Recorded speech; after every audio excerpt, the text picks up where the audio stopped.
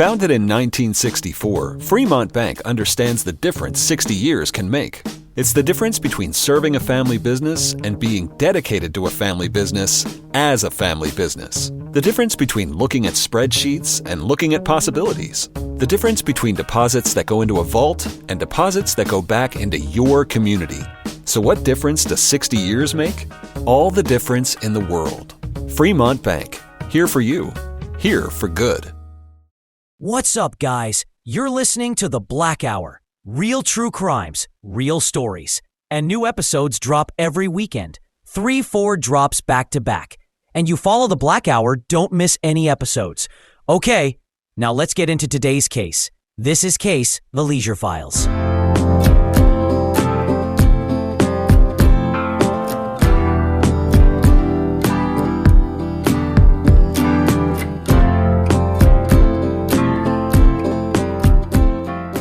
Some cops wear their badge with pride. Some abuse the power behind it. But William Leisure, he wore his badge like a mask. And behind that mask was something so empty, so hollow, so dangerous. You wouldn't even know you were sitting next to a killer. He looked like any other man. Gray hair, soft voice, polite. No record of violence, no real ambition, not even charisma. In fact, if you walked past William Leisure in the 1980s, you wouldn't remember him. And that was his biggest weapon. Because while most of Los Angeles thought of Officer Leisure as just another forgettable name in the LAPD, behind the scenes, he was running one of the most bizarre double lives in the city's history. The invisible cop, William Leisure, joined the LAPD in the late 60s and quietly worked his way through the system. He wasn't a hero. He wasn't a menace. He was average. He was so average, in fact, that no one questioned where he was on weekends. No one noticed when police equipment went missing. No one raised an eyebrow when he started buying property or yachts. Because no one really saw him at all. By the early 80s, Leisure had built a secret empire under everyone's nose. He was stealing luxury yachts and selling them for profit. He was involved in insurance fraud, black market gun sales, and silencer production. And worst of all, he was the suspected mastermind behind 2 brutal contract killings. But still, at work, he was that same old quiet cop.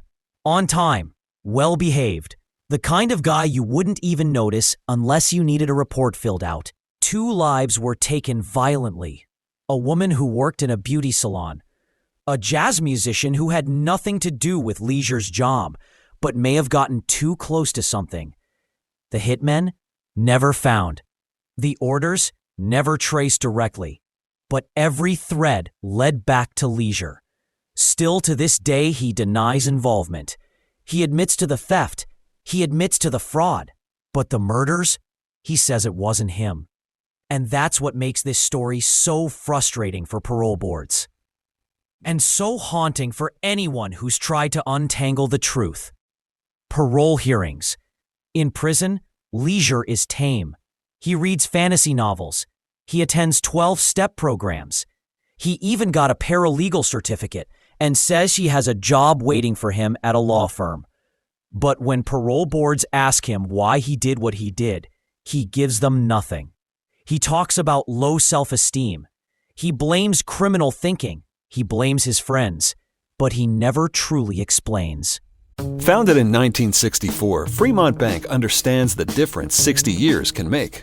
It's the difference found in the details. The difference between customers and trusted neighbors. The difference between preparing for the coming weeks and planning for the coming years. The difference between serving a community and serving your community. So what difference does 60 years make? All the difference in the world. Fremont Bank. Here for you. Here for good. And that silence, it's louder than any confession.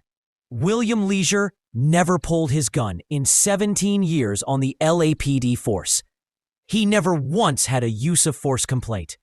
Colleagues called him Mild Bill.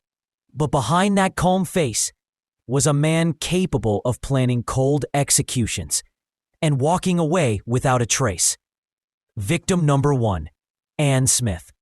May 1980. 41-year-old Ann Smith was working at her mother's salon in Highland Park, Los Angeles. It was a normal afternoon until someone walked in with a .45 caliber handgun and shot Ann point blank. The killer didn't take anything. No cash, no robbery, just murder, and then gone. Investigators were baffled until whispers began. Ann had been tangled in a bitter divorce, not her own, but someone else's. Her only mistake? Testifying against the wrong man, a man who was close friends with William Leisure. Victim number 2, Tony De Los Reyes, September 1981. Tony De Los Reyes, a 63-year-old jazz bassist, was leaving a lounge in Sherman Oaks. He never made it to his car. A shotgun blast to the head ended his life in the parking lot. Again, no robbery, no motive, just execution. And again, he had crossed someone close to Leisure, the killer behind the killers. Both murders had the same eerie blueprint. No theft, a single efficient kill. And both victims had links to people fighting messy divorces with Leisure's friends. The triggerman? A barely literate welder Leisure had met at a gun show. This man later testified that Leisure had planned both murders himself. He'd driven the getaway car. He'd chosen the targets. He made it all look like random holdups. And no one suspected him, because who would suspect Officer William Leisure, LAPD's quietest, nicest cop? The early years of Mild Bill Leisure grew up in Wayne, Michigan. By all accounts, he had a beaver cleaver childhood, stable home, supportive parents, a classic American boyhood. He served in Vietnam with the Marines, came back obsessed with guns, proud of his marksmanship. When he joined LAPD, he worked as an accident investigator in the Central Traffic Division. For 17 years, no use of force, no controversy. Just a quiet officer, mild, polite. He bragged about never needing to fire his weapon. He was nearing retirement when the cracks started to show. The Fall, Yacht Heist, and the Leisure Room, May 1986. Police caught Leisure on a stolen luxury yacht.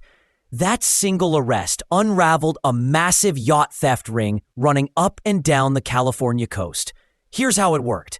Steal high-end boats from private slips, change the names, repaint, disguise, and resell to clueless buyers. Simple, bold, illegal.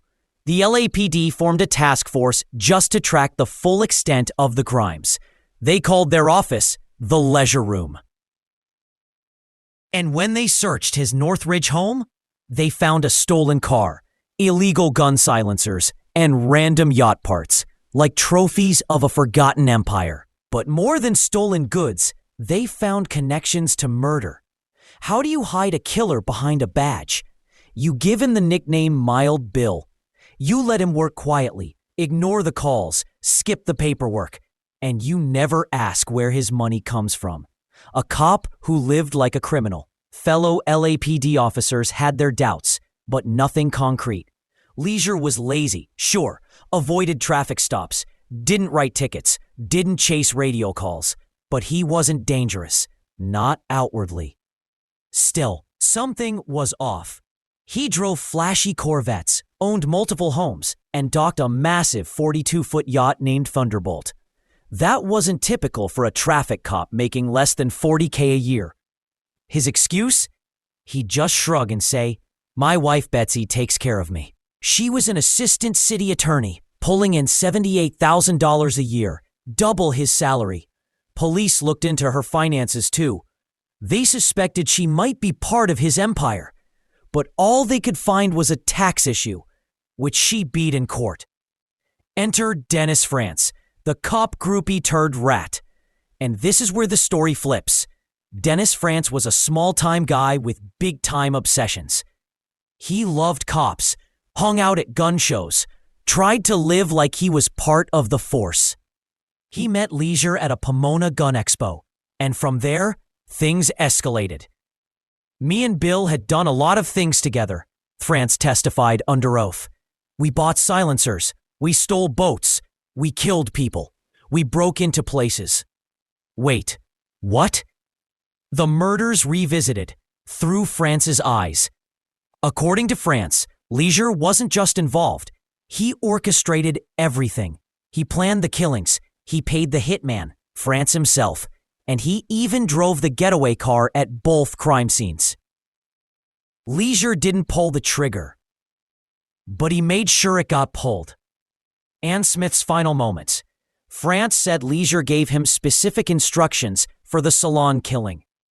Use a .45 handgun. Put a sock over the barrel to catch the shell casing.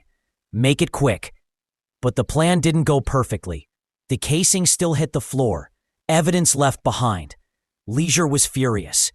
He docked $500 from France's $3,500 payment. To Leisure, it wasn't personal. It was a job. A contract, and a botched one. Why France talked? France claimed he idolized Leisure, but also feared him deeply.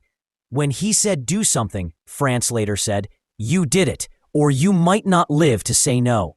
His loyalty cracked under pressure, and when the DA offered immunity in exchange for testimony, France took the deal. Detectives hated it. They felt like he was just as guilty. But prosecutors needed the inside man. France was the key to unlock Leisure's crimes. The jailhouse sting that failed. Cops wanted to seal the case, so they bugged a jail cell and sent France in to confront Leisure. But Leisure was smart. Too smart. Instead of talking, he wrote his answers down on a notepad. Then he erased every word. No voice, no recording, no confession, just silence again. The second time France entered Leisure's jail cell, he didn't just wear a wire. This time, there was a hidden camera in the ceiling, aimed directly at the moment that would change everything. The silent confession France casually brought up the gun. The one used at Avenue 60, where Anne Smith was murdered in cold blood. What did you do with the gun? He asked. Leisure didn't speak, didn't flinch, didn't move his lips. He just grabbed a pen and scribbled a single word on a piece of paper. Melted. Then another note. Dump everything illegal. He held it up to the glass, right in view of the camera. That was it. The quietest confession you'll ever hear. And the loudest one for the prosecution. Trial of the mildest man in L.A. In 1991, Leisure finally stood trial. He faced 2 counts of murder and the death penalty. His defense team had nothing. They couldn't explain away the notes. They couldn't refute France's testimony. They tried to make him sound like a misunderstood man. Maybe involved in boat theft, sure, but murder? No way. They painted France as a liar, a criminal, a manipulator who sold out Leisure to save his own skin.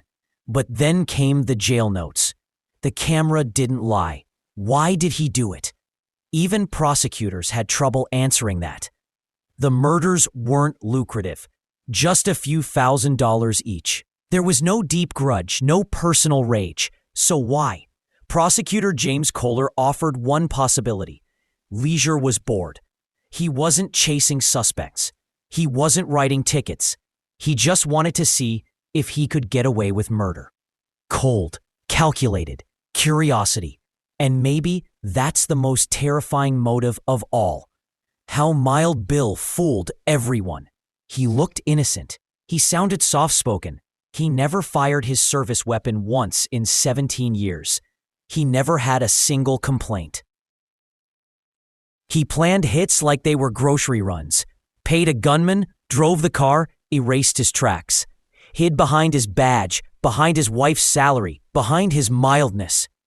He was the perfect disguise, a quiet storm inside a clean uniform. The verdict. The first jury, deadlocked. They couldn't agree. But as the second trial was about to begin, Leisure cut a deal. He pleaded no contest to 2 counts of second-degree murder. The sentence, 5th, the nicest, quietest, mildest guy you'll ever want to meet. After decades behind bars, William Leisure doesn't look like a killer. He looks like someone's grandfather. But behind that soft voice and forgettable face is a man whose cold silence still haunts the families of 2 murder victims. A prisoner of his own lies. At 77, Leisure has been locked up for 38 years, more than twice as long as he ever wore a badge. Inside Mule Creek State Prison, he's quiet. He reads fantasy novels, attends 12-step meetings, even earned a paralegal certificate. He has a job offer waiting for him outside, a sister-in-law with a guest house, a parole hearing every few years. But parole never comes. Why? Because he refuses to tell the truth. Give us something. That's what the parole board keeps asking. A shred of remorse, a sliver of motivation, anything that explains why a mild-mannered traffic cop became a contract killer. But Leisure just shrugs. Low C. I wanted to impress people. Excuses and pills. When asked about critical details, like the melted note, he denies everything. There is no such note, he says. It doesn't exist. And when his memory fails, it's the cholesterol pills, he claims. They caused brain damage. Even now, he insists he was railroaded, that he only took a plea deal because of rising anti-police sentiment after the Rodney King beating. But the camera that caught him holding up that paper didn't lie. The families wait. At every parole hearing, Anthony De Los Reyes Jr., now 81 years old, shows up to speak for his father, the jazz bassist murdered by Leisure's hired gun. I'll keep coming until he's gone, he says. Detectives say if Leisure had just confessed, admitted what he did, he could have walked free years ago. But something in his nature won't let him. A mild voice, a murderous past. Retired detective Addison Bud Arke, who built the case, testifies against Leisure every time. He projects this air of harmlessness, Arke says, but he's still hiding, still lying. Who is he really? He was called Mild Bill, the quiet guy, the nice cop, the man who never drew his gun. But behind that mask, he organized contract killings. He drove getaway cars. He stole yachts. He melted murder weapons. And when caught, he wrote notes instead of speaking aloud, all while wearing a badge. Final words. As of 2024, William Leisure remains in prison, a silent figure in a system still waiting for him to speak. The nicest, quietest, mildest guy you'll ever want to meet, he calls himself. But the truth? He may be LA's most dangerous cop because no one ever saw him coming. Even now, decades later, the people who knew him best still can't figure him out. He was never angry, never loud, never even raised his voice. He says everything in the same monotone, said Anthony De Los Reyes Jr. No emotion, absolutely none. No insight, no regret. 13 parole board hearings have come and gone. Twice, Leisure was approved for release. Both times, Governor Gavin Newsom reversed the decision, calling him a man with no insight into his own crimes or what caused them. No interviews, no answers. Leisure refuses to speak publicly. He denied an interview request from the LA Times. Instead, he continues the ritual, showing up, sounding calm, and blaming everyone but himself. But one man is always there. Detective Addison Arce, now 79 years old, ready to remind the board of the blood that Leisure spilled. The Walter Mitty cop, Arce calls him this little milquetoast LAPD cop, a man so ordinary he could fade into the background of any room. What kind of guy is this? Arce pauses. I can't tell you. Why did he kill? Was it money? Unlikely. The payments were small. More likely, power. Leisure wanted people to owe him, to fear him. He enjoyed being the secret puppet master behind messy murders, botched holdups, and lives destroyed. And he did it all while wearing a badge. The next parole hearing is set for September. Leisure, now 77, still sits in Mule Creek State Prison. Still calm, still quiet, still pretending to be harmless. But those who've seen through his lies, they'll be waiting. So guys, if you felt something today, Don't keep it to yourself. Follow The Black Hour, rate it, and share it with just one person. Search the name, The Black Hour. I'll see you next episode with new case with more stories they don't want told. And hey, if you've lived through something strange, something horrifying, send your story to the email in the description. The Black Hour Podcast 01@gmail.com.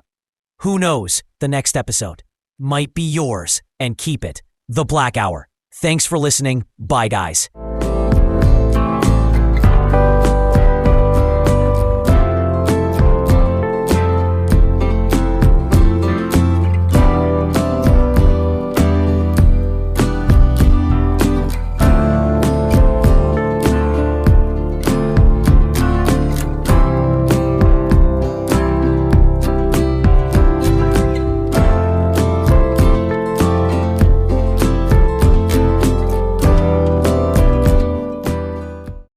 Founded in 1964, Fremont Bank understands the difference 60 years can make. It's the difference between serving a family business and being dedicated to a family business as a family business. The difference between looking at spreadsheets and looking at possibilities. The difference between deposits that go into a vault and deposits that go back into your community.